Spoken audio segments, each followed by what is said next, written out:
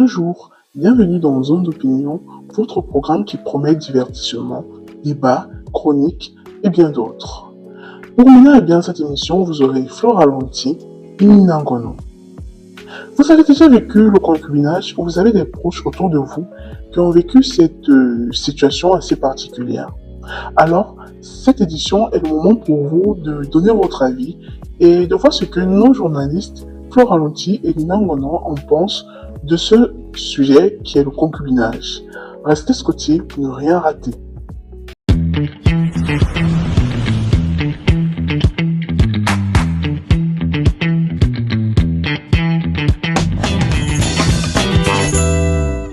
Qu'est-ce que vous pensez du concubinage?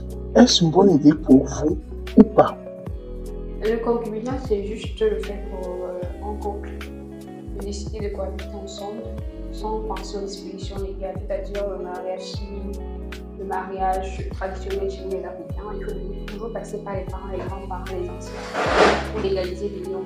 Le mariage religieux pour ceux qui croient en Dieu et qui décident de s'unir également devant Dieu et les hommes. Je dirais, c'est juste une paresse ou un manque de responsabilité. Parce que certains disent qu'il y a trop de procédures pour légaliser le mariage, la dot elle est très coûteuse. Se marier devant Dieu, ça veut dire que jamais plus on aura le droit de prendre une autre femme. C'est juste des excuses en fait. Ce sont des excuses parce que je ne peux pas dire peut-être tu aimes une personne, tu es prête à tout pour cette personne, tu décides peut-être de vivre avec cette personne pour toujours. Tu n'aimes que cette personne et tu es incapable peut-être d'aller te marier à l'église parce que tu dis que tu ne veux pas. Certains emploient le terme se mettre la corde au cou, comme si le mariage c'était juste un fardeau, c'était une prison en fait, dans laquelle ils ne peuvent pas sortir parce que déjà être marié pour eux c'est un peu comme s'ils n'avaient plus le droit à certaines libertés. C'est un peu... Pour moi en fait, le concubinage c'est ça, c'est un manque de responsabilité. Et je dirais que certaines personnes sont même avares à la limite quand elles disent qu'elles ne veulent pas se marier parce qu'elles ne veulent pas avoir l'accord d'adoption ou que la dot est très coûteuse. Mais le fait quand même de fuir et aller cohabiter ensemble, c'est pas un problème. Avez-vous déjà vécu le concubinage? Si oui, qu'est-ce que vous avez appris de cette expérience? Non, je n'ai jamais vécu le concubinage et je compte pas le vivre un jour. Mais j'ai des proches qui ont déjà été en concubinage et vraiment je dirais que c'est pas une mince affaire, c'est pas quelque chose à souhaiter surtout pour une femme. Les hommes par contre ils se sentent très à l'aise dans cette bulle parce que moi je me dis ils voient qu'ils n'ont pas assez d'engagement et les hommes ont cet amour là pour la liberté. Par contre la femme elle aimerait être rassurée et le mariage est une sorte de protection pour la femme, mais aussi pour l'homme. Mais les hommes, eux, franchement, ils ne regardent pas ça. Donc, pour moi, le concubinage, c'est pas quelque chose à souhaiter. Je ne serai pas dans le concubinage, je n'ai pas été dans le concubinage, et vraiment, je pense que les femmes devraient boycotter cette action. Parce que quand un homme découvre le concubinage, quand un homme vit avec vous sur le même toit, il n'a plus ce même désir d'aller vous légaliser, il n'a plus ce même désir d'aller en mariage, d'aller rencontrer votre famille pour pouvoir faire les choses comme il se doit. Les femmes devraient apprendre aux hommes à être beaucoup plus responsables. Si tu m'aimes et que tu as les moyens, parce que le concubinage aussi sont les moyens, si tu as les moyens de prendre soin d'une maison sur le long terme, prends ces moyens-là, va faire mon toquet-porte, va faire ma dot, et voilà, le reste, on verra au fil du temps. Quel est l'avantage principal du concubinage selon vous? Selon les couples qui décident de vivre de cette façon, ils se cachent derrière plusieurs excuses, la liberté, parce qu'un couple qui vit en concubinage a la liberté de prendre des décisions personnelles sans forcément avoir besoin de l'opinion de son conjoint. Pour certains également, c'est une période d'essai durant laquelle on va tester la compatibilité du couple, durant laquelle il faut vérifier déjà la fécondité de la femme, parce qu'on sait que chez nous, en tant qu'Africains, on décide parfois de vivre de cette façon pour vérifier si la femme elle est capable de tomber enceinte avant le mariage.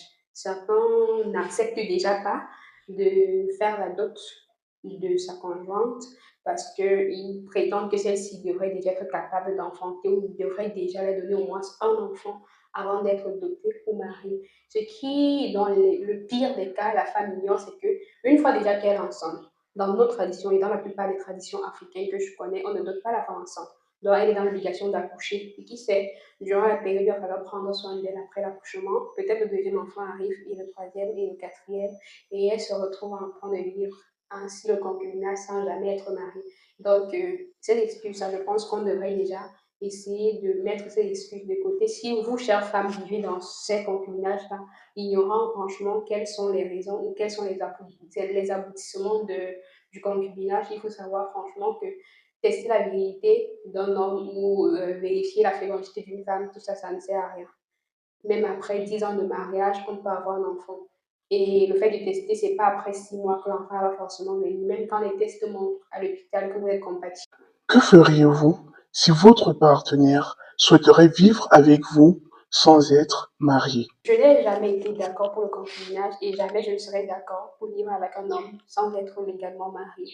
Je vois ce qui se passe autour de moi, je vois ce que mes tantes, mes cousines, mes sœurs vivent dans le concubinage et franchement, je ne veux pas être celle-là qui demain va commencer à pleurer ou à pleurnicher peut-être pour la succession de son enfant, pour prouver que son enfant est réellement le fils du père de son enfant ou pour toute autre chose qui va dans ce sens-là. Si tu m'aimes, la procédure ne veut pas. Certains pleurent parfois la fête, on va faire comment, ceci, cela. C'est pas difficile. On va te présenter là, fais la dot. Chez nous, la dot n'est pas chère, ne pleure pas la dot. La dot n'est pas chère chez nous. Peut-être chez Ngononina, c'est cher, je sais pas trop, mais chez moi, c'est pas le cas. Faites les dispositions, prenez toutes les dispositions qu'il faut pour légaliser vos femmes, parce que moi, je ne vais jamais accepter ça. Je préfère encore être célibataire que de vivre le concubinage. Pour ça, soyons clairs. Croyez-vous que le concubinage est une étape nécessaire avant le mariage? Nos parents de l'époque, comment ils faisaient, ils partaient se découvrir dans le mariage. Et je pense que c'est la meilleure des méthodes. Étant dans le mariage, on va vous dire que le concubinage aide à connaître son conjoint avant de s'unir, avoir les défauts et tout. Sauf que on ne connaît jamais une personne à 100%, donc cette phrase n'est vraiment pas nécessaire. Et puis, je trouve que c'était même peut-être bien d'aller découvrir les défauts dans le mariage, parce que quand on est dans le concubinage, autant pour moi, on a une facilité à faire souffrir l'autre en se disant non, je suis encore libre. Si je fais ci, je peux me rattraper en ayant d'autres partenaires. Alors que le mariage, c'est pas ça. Le mariage, on est obligé de faire des compromis, on est obligé de faire le nécessaire. Avez-vous des conseils pour des couples qui envisagent de vivre en concubinage? C'est une très mauvaise idée. C'est une mauvaise idée déjà parce que, étant dans le concubinage, il n'y a pas de sérieux. Étant dans le concubinage, il y a se laisser aller à faire ce qu'on veut, avoir une liberté de prendre des décisions par rapport à soi ou par rapport à l'autre sans avoir besoin de son avis. On oublie même parfois qu'on veut s'engager parce que dans la tête, c'est que non, on a déjà pris son conjoint pour acquis ou sa conjointe pour acquise. Donc, éviter le concubinage, éviter les tests de fécondité et tout ce qui va dans ce sens-là parce que même après 10 ans d'études, 10 ans de période d'essai, 20 ans, même 50 ans, on ne connaît jamais réellement quelqu'un. Si le concubinage existe, c'est qu'il y a des gens qui l'ont vécu et qui ont eu une belle expérience derrière ça. Donc, si un couple souhaiterait se mettre en concubinage, franchement, c'est leur décision personnelle. Mais moi, je dirais aux femmes de ne pas baisser la garde et de ne pas faire paresser ces hommes. Considérez-vous le concubinage comme une source de stress ou de liberté? Le concubinage peut être une liberté pour certains et un stress pour d'autres. Généralement, dans le cas très général, le concubinage est une source de liberté pour l'homme et une source de stress pour la femme. Pourquoi? Parce que dans cette période-là, la femme va constamment se demander est-ce que mon homme m'aime réellement? Est-ce que voilà, il va tenir à ses engagements? Est-ce que finalement il pourra m'honorer devant ma famille? Est-ce que voilà, cet homme-là est digne de moi? Et ça sera plus liberté chez l'homme parce que il a une femme chez lui qui n'a pas forcément doté, qui n'a pas forcément même fait le tour porte, mais il a une femme qui prend soin de lui. Il a une femme, voilà, qui se soucie de lui. Il a une femme qui le satisfait et il n'a pas d'engagement. Bon, c'est vrai qu'il y a ce qu'on appelle engagement moral. Mais pour lui, ça, c'est pas vraiment important. Il est libre de faire ce qu'il veut. Il est libre de changer de partenaire même quand il le veut. Donc, stress ou liberté, je dirais que ça dépend des partenaires. Il y a d'autres qui, comme je le dis, c'est chacun son destin et voilà, chacun sait ce qui est bien pour lui. Et moi, j'espère tout simplement que voilà, les femmes prennent de plus en plus conscience que Le mariage, ce n'est pas une fin en soi, c'est vrai, mais c'est une étape très importante aussi. Parce que, comme je le disais précédemment, l'homme, quand il est en concubinage, il voit juste la liberté, il ne voit pas l'étape à suivre. Il ne voit pas ça. Il voit liberté, liberté, liberté. Quand je veux plus d'elle, je peux me séparer d'elle. Ainsi, également pour la femme. Chez la femme, c'est le stress total. Et chez l'homme, je dirais que l'homme prend la femme pour acquise. Il prend cette femme-là pour une personne, une femme facile, mais les femmes qui vont généralement en concubinage, elles pensent que non. Elles viennent prouver que non, je peux prendre soin de la maison, je peux nettoyer du sol jusqu'au plafond, je peux astiquer, je peux cuisiner tous les mets africains et tout ça. Sans comprendre que non, peut-être l'homme, c'est peut-être juste un test, que je peux pouvoir, si franchement, tu peux décider de t'opposer à ta famille, oublier que non, il faut passer par telle étape pour arriver chez un homme. Et voilà, elle passe tout son temps à essayer de prouver à la belle famille que oui, je mérite d'être l'épouse de votre fils. Oui, je suis féconde, je suis capable d'enfanter, voilà, il porte son enfant et il arrive. Et c'est comme ça. L'homme de son côté, oui, il sait qu'il a déjà une femme qui est chez lui, qui s'occupe de sa maison. Elle devient même ménagère et non pas femme. Parce qu'à un moment donné, elle devient celle-là qui passe son temps à prouver que oui, je peux prendre soin de la maison, je peux concevoir comme une mère porteuse. Je peux prendre soin d'un homme, je peux faire ci, je peux faire ça. Oubliant même qu'elle n'est pas venue là, je vais dire quoi, elle n'est pas dans une entreprise où elle est en train de faire une période de décès. Elle est censée vivre avec un homme pour savoir peut-être s'ils peuvent se compléter. Ce qui déjà n'est pas forcément se complète toute la vie. C'est pas peut-être pendant cette période-là que tu vas mourir d'AVC, que tu vas porter tous les enfants de ton ventre pour donner à un homme, parce que tu veux prouver que oui, je suis à ta disposition, oui, je suis soumise, oui, je suis travailleuse et tout ce qui va dans ce sens-là.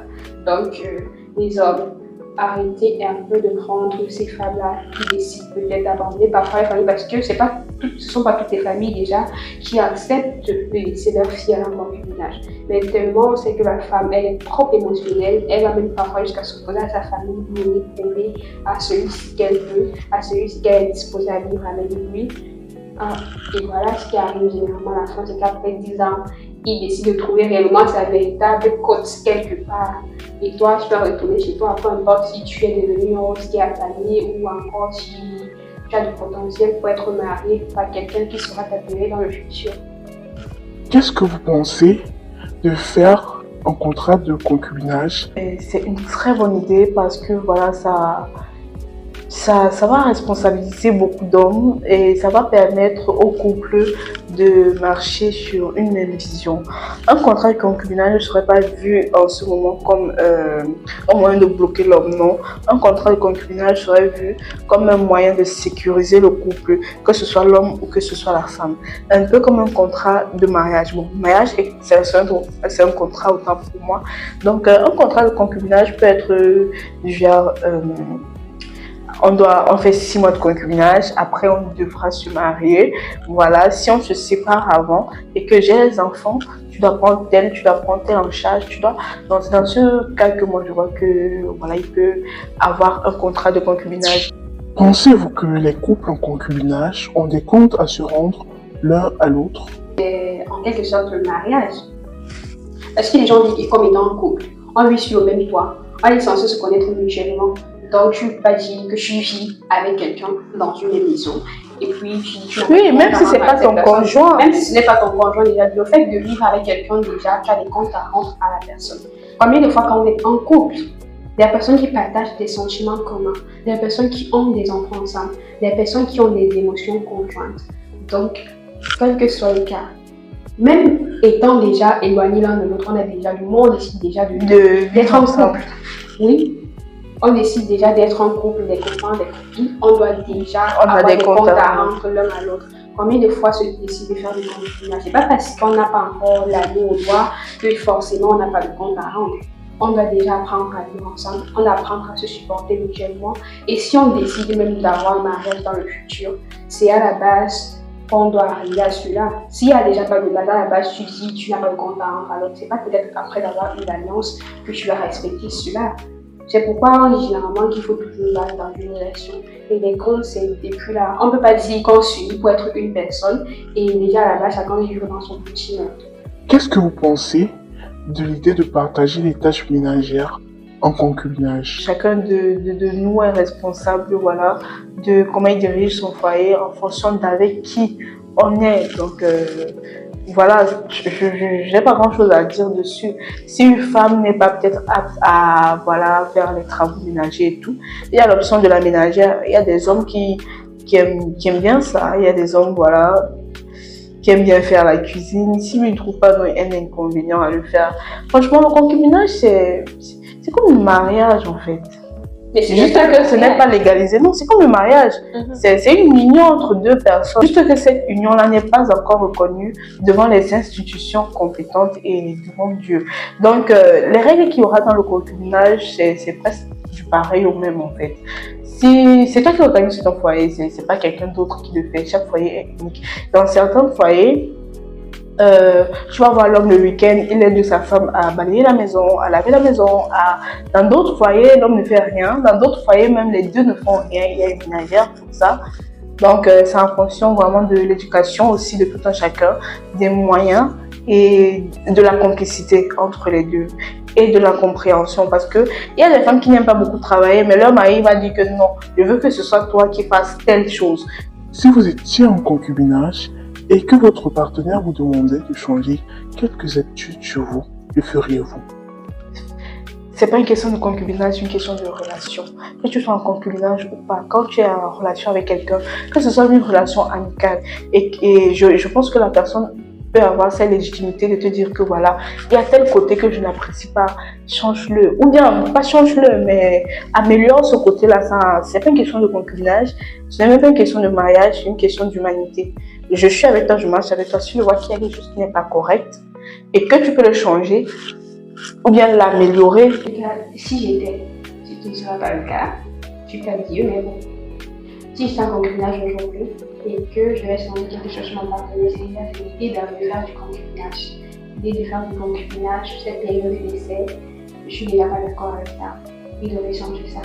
Changer la mentalité chez nous d'abord, pour se marier, il faut tester si elle est compatible, il faut tester si la femme est répondre, il faut tester franchement si elle a bon caractère, si elle est soumise et tout ça. Il faut déjà commencer par changer cette mentalité-là. Chez l'homme, ça c'est quelque chose déjà qui faut revenir à ça.